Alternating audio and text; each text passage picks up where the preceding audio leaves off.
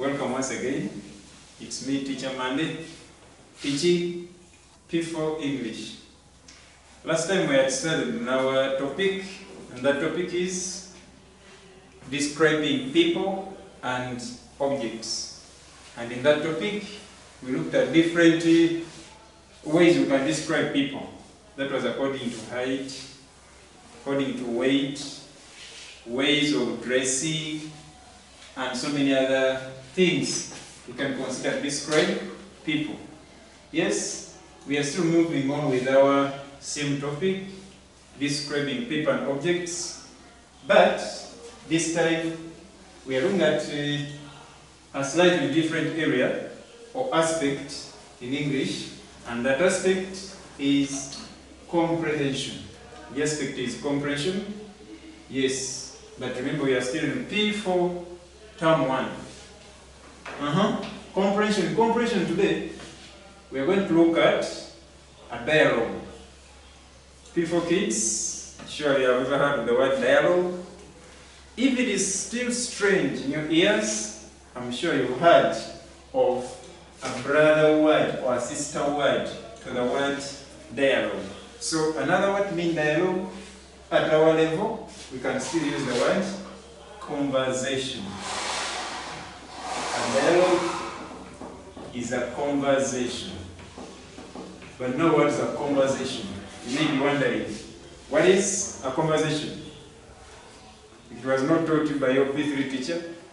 Allow me to tell you, or give you this brief definition. A conversation is a discussion or a talk between two or more people.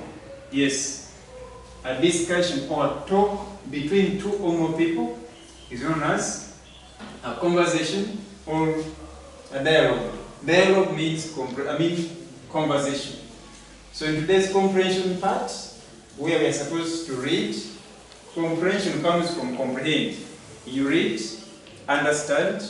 After understanding that text, you go ahead to read the questions about it and answer them correctly. In fact, some may be oral, others written. If I have read and I have comprehended or understood, then I can answer a question about what I have read. And that's basically what we cover when we're in this aspect of comprehension. Yeah, today's comprehension is about this dialogue or conversation between these people as you're going to see them. Like I told you last time, it's very, very important to master or to read carefully the instructions in English. In fact, in English, every question has its instructions. Here in section B, if you have a paper that has 5 questions or 6 questions of section B, before each question or before each text, let's say if it is a dialogue like this one, before that dialogue, maybe a passage, maybe a notice, you will see instructions. You have to read them with care, understand, then you'll be able to answer the questions. But one thing is always emphasized, especially in our section B, answer the questions that follow. There are some keywords some people add in full sentences, but we don't have them in our workbooks. That's why I've done exactly what you have in the workbook, ending at the word follow. But you're supposed to answer the questions that follow in full sentences, except areas where they don't tell you to answer in full sentences. For example, one can tell you, let's say from this very dialogue, write the name of the first speaker in the dialogue. You'll discover they have only told you to write. So you write that name, and that will be enough. Ojambo, just one word, Ojambo. The first speaker in the dialogue. The question is telling you to write the name of the first speaker. But if we ask you, what is the name of the first speaker in the dialogue? You will obviously answer according to these instructions. Answer the questions that follow in full sentences. What is the name of the first speaker in the dialogue? The name of the first speaker in the dialogue is Ojambo. Okay, that is about instructions. Looking at the dialogue itself, we have these two people where Ojambo is talking to Tumwini. Ojambo is talking to Tumwini. Okay, let's start like this. Listen and follow carefully. Ojambo says, "Hello brother, who is that girl with you?"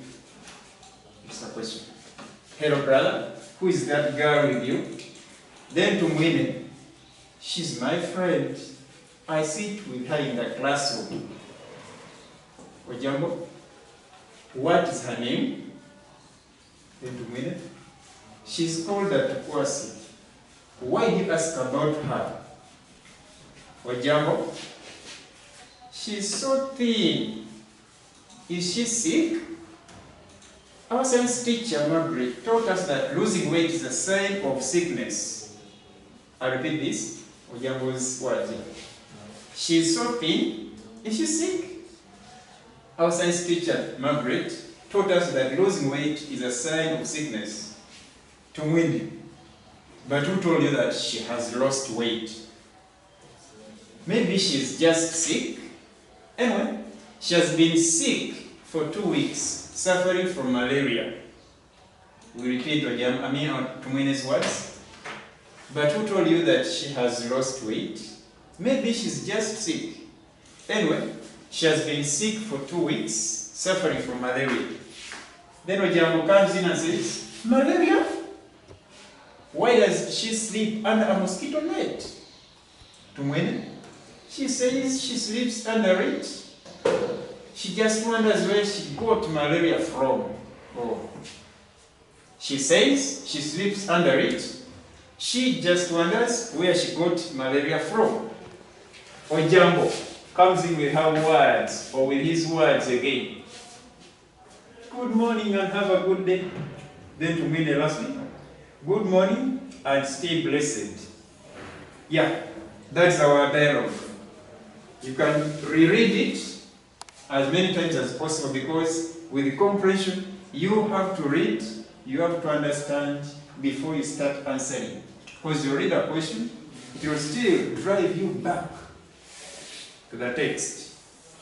Each question you read, almost each question you read, will drive you back to the text to try to find out what is the accurate answer you need for that specific question.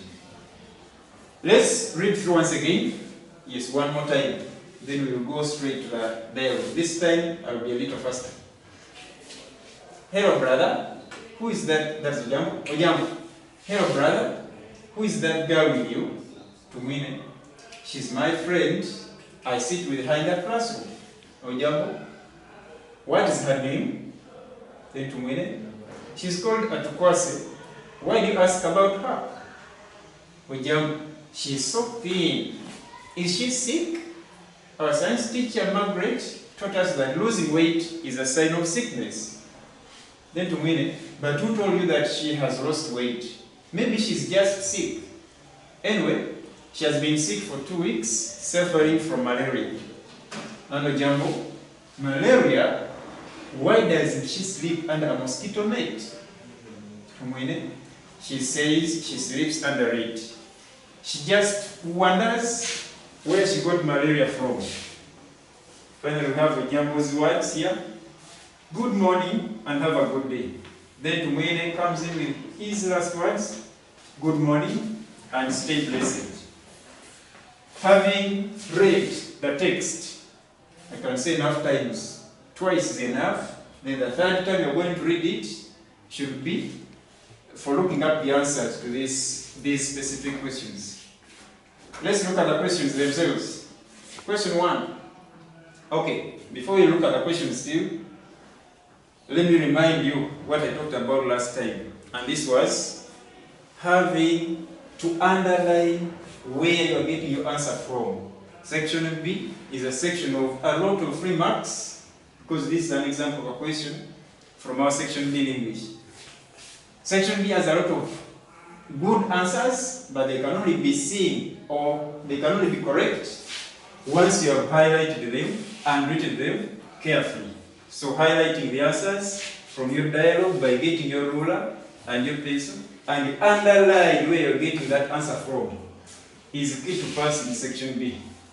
So question 1 is, who are the two people talking? Who are the two people talking? Go back to that dialogue.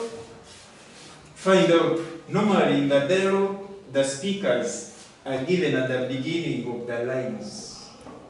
In P4, we've not learned a lot about dialogues, but allow me to highlight them.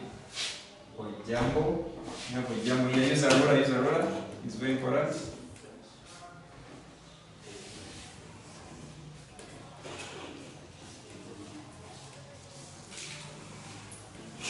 Ojambo underlined, Tumwine underlined.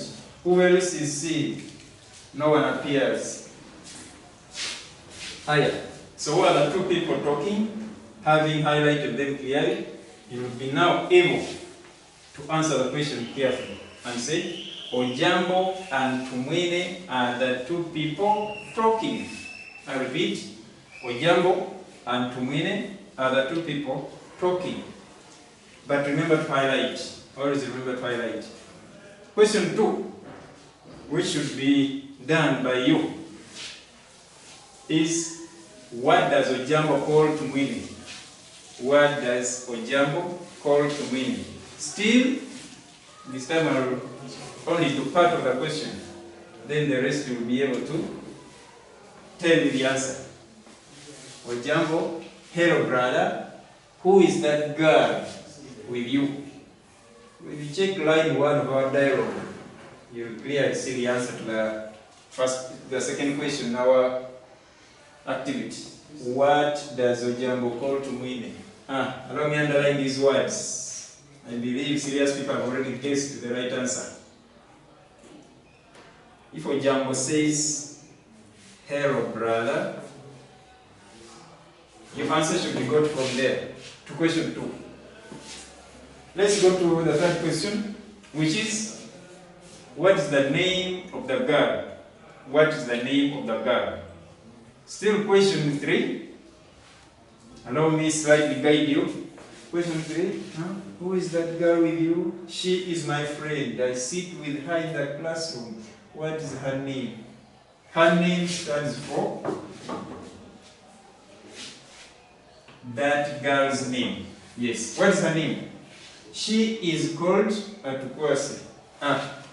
These are the words I'm highlighting because they show me where my answer is. Do the same on each question. If there is anything you can underline to show the teacher that you clearly know where you're getting that answer from. So what is the name of the girl? You read and you'll get the answer. For other questions, you'll follow the same trend. Highlight, then answer. Highlight, then answer. But don't forget to reread the dialogue with great care. 4. Is the girl fat? When you check this question, it has something at the beginning. You discover your teacher taught it in P1, P2, P3. And that part underlined is called a helping verb. A helping verb.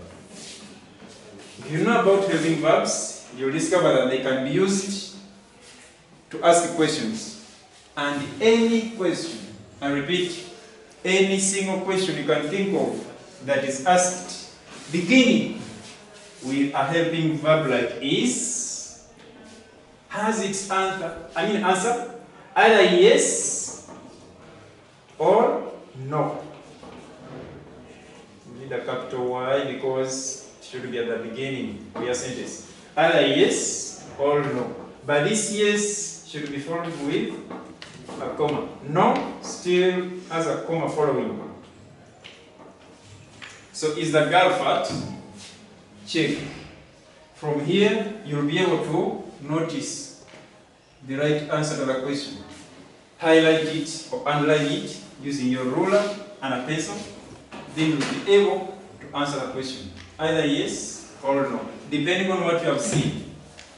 Don't forget to put the comma. After a no, let me give you this further guidance about yes or no questions.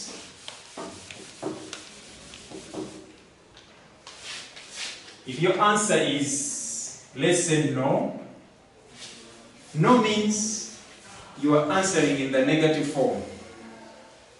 And yes means you're going to answer in the affirmative. In other words, people say, no means the negative is right. Then yes means the affirmative or the positive is right. So what are you going to do? No, the girl is not fat. Or yes, a comma, the girl is fat. Either the first one or the second one will be our answer. But I've said, go back and reread or read again your dialogue. You'll be able to find the exact answer. Number 5, which we are going to do together. Who taught Ojambo that losing weight is a sign of sickness? Who taught Ojambo that losing weight is a sign of sickness? Let's reread the dialogue or we revisit it. She is so thin. Is she sick? Our science teacher, Margaret, taught us that losing weight is a sign of sickness. If you're not careful, you're going to lose a mark after writing an answer which is partly correct and partly wrong.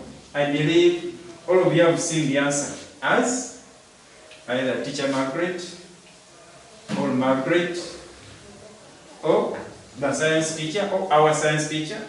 But remember, our is a word coming straight from whose mouth? From Ojambo's mouth. So what does our stand for? Our stands for the speaker. Who is the speaker here? That is Ojambo. Okay. Who taught Ojambo that losing weight is a sign of sickness? We are going to change our to the person it stands for. Why? Here our is being used as a pronoun. We can't use a pronoun at the beginning. We have the noun it stands for. So we say Ojambo's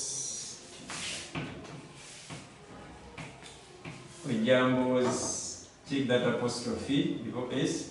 Ojambo's who? Should we say teacher or science teacher? Copy what is given. Let's highlight everything in fact. Our science teacher. Teacher Margaret, sorry. Our science teacher Margaret taught us that losing weight is a sign of sickness. So from there, you'll be able to draft your answer properly, having highlighted its source. Ojambo's science, capital S, maintain, because you're using capital S. Ojambo's science teacher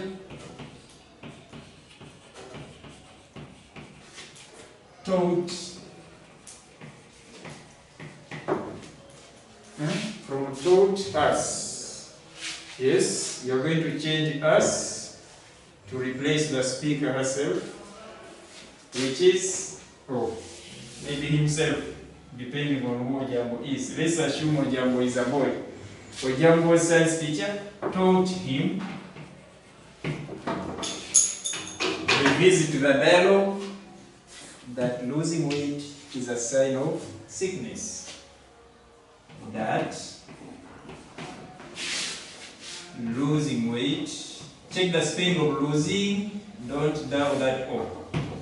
Losing weight is a sign of sickness. Question? Who taught Ojambo that losing weight is a sign of sickness? Ojambo's science teacher taught him that losing weight is a sign of sickness. Our answer will be as simple as that. But it can only be simple if you have read the dialogue, you've understood it, and again you have read the question and you've understood it. Then you have followed the right steps. That is to highlight where you're getting that answer from. Yes, to avoid confusion and to show the teacher that you're not on guesswork. Guesswork will not earn us marks in English. Number 6. This one is yours. How long has the girl been sick? Follow the same steps. Indicate where you're getting the answer from by underlining those specific words. Then phrase them the right way, following the tense used in the question. How long has the girl been sick? Question 7. What was the girl suffering from? The disease is indicated there. What was the girl suffering from? 8. Does the girl sleep under a mosquito net? We are back to our yes, no questions. We have yes, no. The girl is not. We said no. Should be followed by a negative within the next part of that sentence. No, blah, blah, blah, and not. Then, yes, if your answer is yes. Yes, blah, blah, blah. Here I don't expect a not, because I just told you, yes means the affirmative or the positive form of the sentence is what I've chosen to use. So, does the girl sleep under a mosquito net? Why do I say it is a yes or no question? Because it has a helping verb at the beginning. The moment you see that helping verb, I've just emphasized this. Your answer must begin with either no or yes. Number 9, our second last question. At what time of the day was this conversation? At what time of the day was this conversation? This conversation was, there are many times of the day. You can try to list them here. We have morning. We have afternoon. We have evening. Then we also have night. But the challenge is, each of these 4 times of the day takes its preposition, a specific preposition. Some may have similar prepositions, others may differ. If I'm using the answer, I'm writing my answer as morning. At what time of the day was this conversation? If you're using morning as your answer, as you have seen in the dialogue, because I know you're going to take time and revisit the dialogue to get the exact answer. If you're choosing morning, you can't say at morning, much as they have given you at the beginning of the question. We will not say at morning, we'll use preposition in. At what time of the day was this conversation? This conversation was in the morning. I'm just giving you prepositions that go with the different times of the day. Then afternoon. Again, afternoon takes in. Oh, there's something I've forgotten. Add of that. If you have to use the answer as morning, in the morning. Then afternoon, do the same trick in the afternoon. Then evening, you're going to use in, still with add of that. We go to night. Which preposition are we going to use with night? We are going to use at. This time, I have not used at for that. The choice is yours. After reading and understanding the dialogue, you'll be able to answer question 9 with either this, or finally that, night. But remember these keywords, the preposition and the article with morning. In the morning, in the afternoon, in the evening, then at night. I've said the choice is yours. Number last. How many people took part in this conversation? Yes. How many people took part in this conversation? Revisit it, count. You only count the people who were talking. Those are the ones who took part in the conversation. You may count someone inside here. We have Margaret, Our science teacher, who's science teacher, Ujambo science teacher, that one should not be among the people who took part because the science teacher did not say a word in the dialogue. Then, Atukwase, where is Atukwase? Atukwase is here. Atukwase has not said a single word in our dialogue. So what are we going to do? We count the people who said words or different words in the dialogue, and there will be the people who took part in this conversation. Having completed this, if you have been following every step I talked about, you will surely be able to get 10 out of 10, and that's my wish to you. Success. I mean Teacher Monday, P4 English. Those who want to contact me, maybe via WhatsApp. WhatsApp is okay. You can ask, and I will be able to answer. I don't want to take your time that I'm receiving phone calls. And then again, I ask who is this, what, your time will be going. WhatsApp.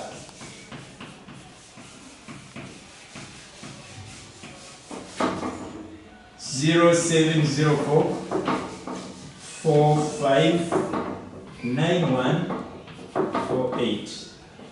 This is Teacher Monday.